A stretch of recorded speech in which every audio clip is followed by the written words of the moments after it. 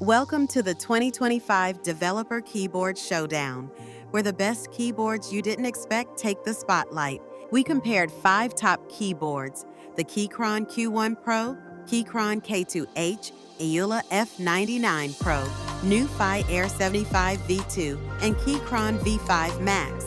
Each model was scored on key feel, build quality, customization, connectivity, and value for money using weighted criteria.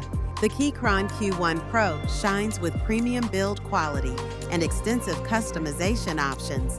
The Keychron K2H impresses thanks to its Hall effect magnetic switches that deliver a buttery smooth typing feel. The NuFi Air 75 V2 stands out with an ultra-slim, lightweight design, perfect for on-the-go developers.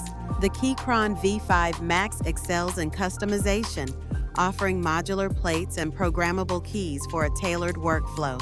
Unexpectedly, the EULA F99 Pro claims the top spot with its massive battery and versatile tri-mode connectivity. Its 8,000 mAh battery, smooth linear switches, quiet typing, and unbeatable value make the EULA F99 Pro the ultimate developer tool. Final ranking: 1. EULA F99 Pro. 2.